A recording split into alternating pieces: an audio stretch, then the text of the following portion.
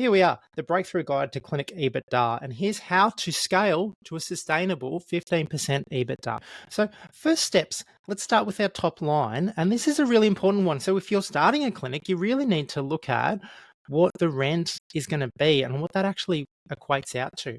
So revenue may be a vanity metric, but unless you know how to grow your top line, you're never going to achieve high profits. You're probably not even going to achieve a sustainable profit target. So your target, really, it has to be at least 10 times your rent, because your accountant will tell you you need to have rent at 10% or less. If your rent is higher than that, it's a fixed cost. There is absolutely no changing your rent once it's set, and it only goes up from there.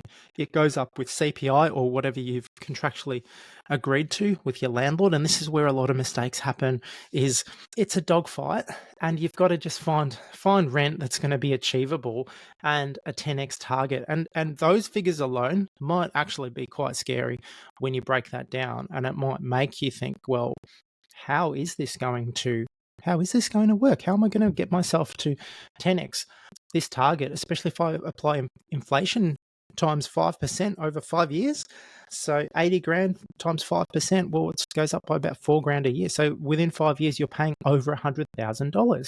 So it adds up quickly. Step 2, we need to know and really understand what I'm talking about when I talk about knowing your margins or your gross profit margins. And this is the biggest cost in your health business. It's therapist wages. A health business is essentially a therapist and a patient. The patient pays for the therapist's time. There really aren't, when compared to dental clinics, which have big x-ray machines and have a lot of operating expenditure with the maintenance costs for all of their equipment. They need to have all of this cleaning stuff and yada, yada, yada. And they've got to have dental nurses and all that. It's really a one-man show, physiotherapy, or a one-woman show, 2/3 female, where the person is paying for the time with that therapist. That is the business. You are the business if you're the therapist. I say with this margin, you've got to track this like a hawk, and ensuring, so if you've got 3 or 4 therapists in your team, you cannot be paying them collectively more than 50% of the gross revenue that's coming into your business if you are a small business with reasonably large operating costs. And this includes your salary too, which is why most owners need to bill, especially in the early days, at least double their take-home salary from the clinic. So doubling that and keeping that consistent is the only mechanism you have in your toolkit in that startup phase to keep the cash flow coming into your business.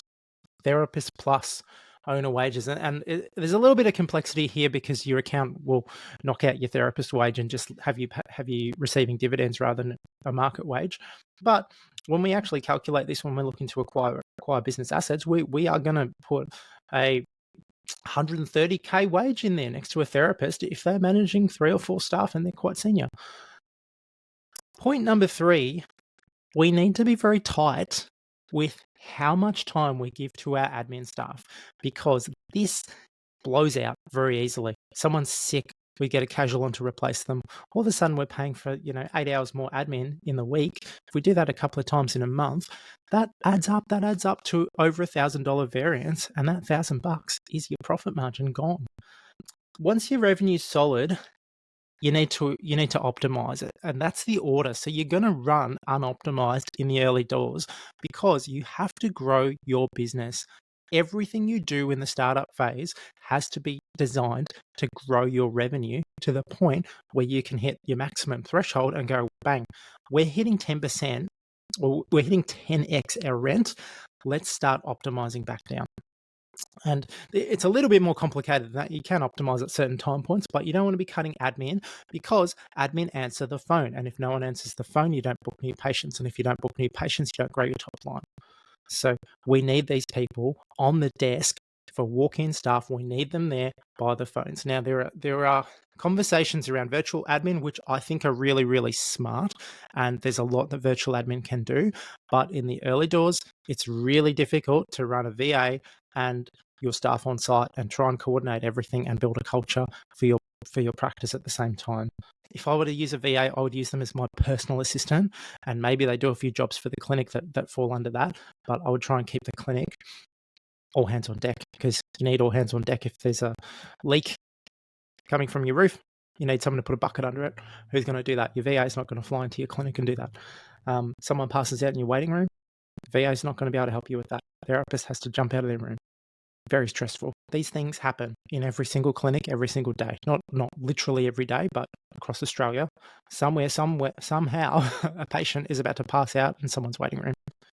Overall, coming back to the main point, overall keeping the admin cost under 10%. So this, again, it's really hard to do that in startup. Like when I started up, my admin cost was more than my revenue, because you're only billing as much as you can in that first couple of weeks, but you've got to pay staff. If you've got a full-time admin on, you've got to pay them a full-time wage. So it's tricky.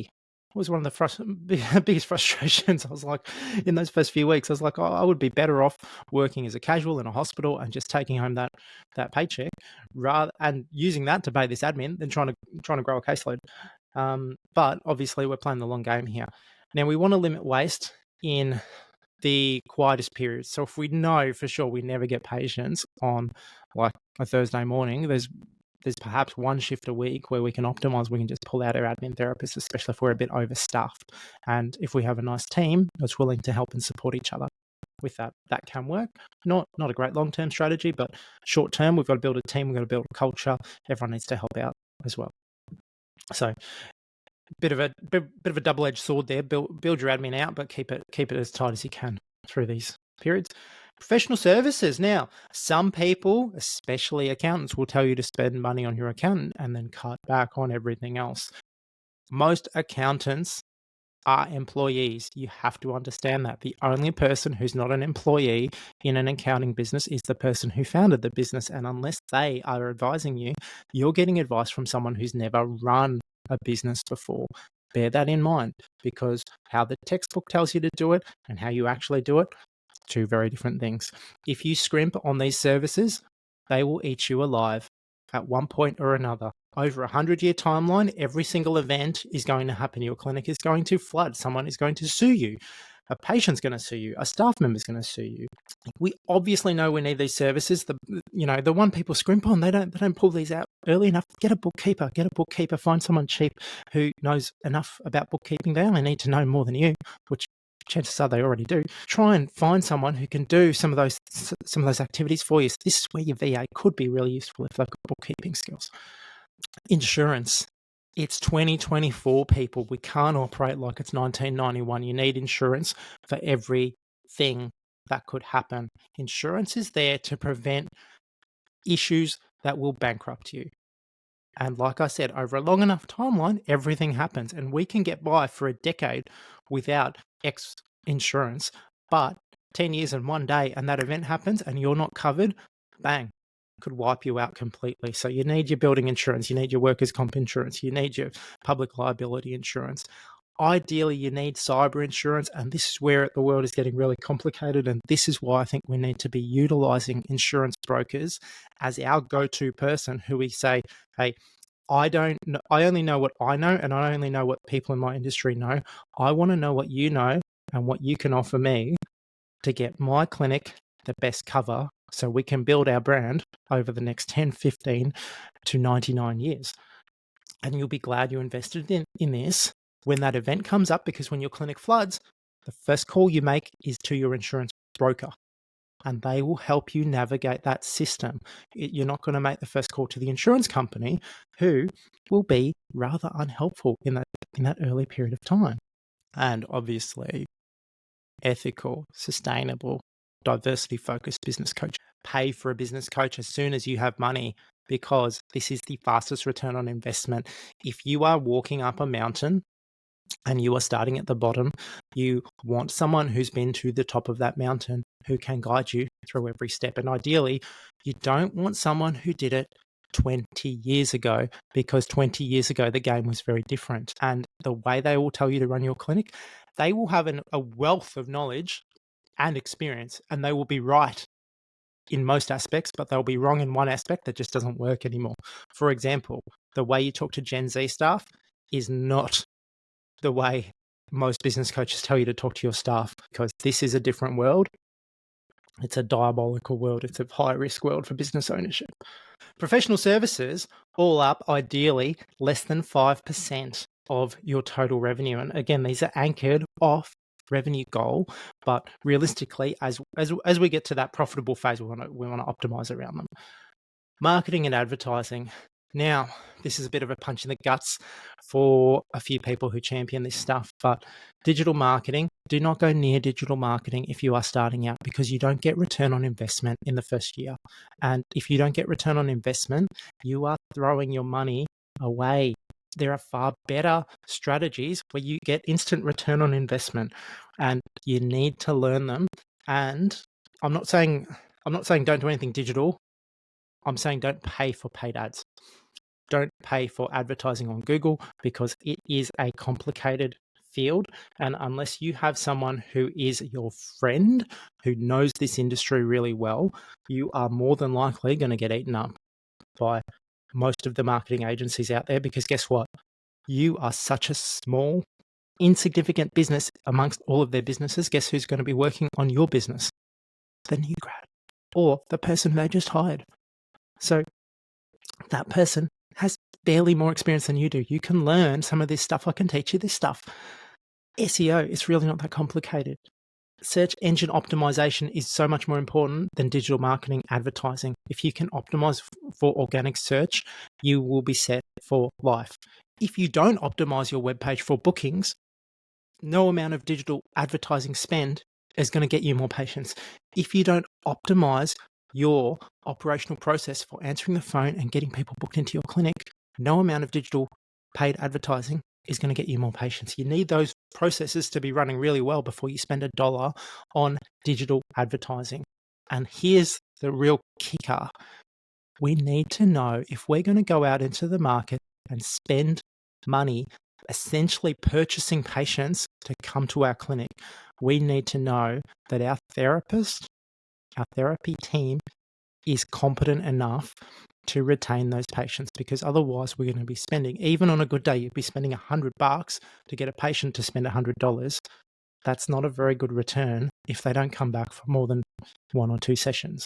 You need to get them to their 3rd, 4th appointment at least, and we need to be able to do that consistently across the team, and you are only as strong as your weakest link. If your weakest link in that team is burning through 10, 15, I've heard of 20 per week new patients, you are pouring water into a leaky bucket, and you are buying that water at a very expensive rate. Mature businesses absolutely should be doing digital marketing. That's how they get their competitive edge. They've got the money to spend on something expensive and optimize it and build that into their budgets. And that's the difference. So if you're at a 15% profit margin and you've got your clinic reasonably well optimized, by all means, go for it with this stuff. Otherwise, we want to keep our marketing advertising costs under about 5%. Not relevant. Those percentages aren't relevant in startup. What you want to be seeing is that your marketing costs are growing your business. You've got to grow that top line. It doesn't matter if you spend $0 on marketing. There's no point being optimized if you're losing money because your revenue is way below your break even. So you have to just burst through that top line. Finally, we get to miscellaneous costs, which are pretty much everything else. So the one thing I didn't mention, but stock actually comes in under that gross margin cost with your therapist. Miscellaneous stuff is like your pens, all your other bits and pieces. So we get to our checklist. So if we pay our therapist 50% or less, we pay our rent of less than 10%, we pay our admin less than 10%, that's 70% cost. Professionals, advertising, other costs, 15%. That's 85% costs all wrapped up. And there's a nice, tidy, neat 15% left over. And that is the margin you want to be running at with a small health business. Now, if you want to learn more, join over 100 practice owners in my Facebook group, Purpose Driven Practices. Keep listening to the podcast. Or if you really want to take the next step, feel free to book a free 15-minute call with myself where we can discuss all things business, all things Shane Gunner, or even all things Sheffield Shield final just played out this week. Good luck, and I will see you on the internet.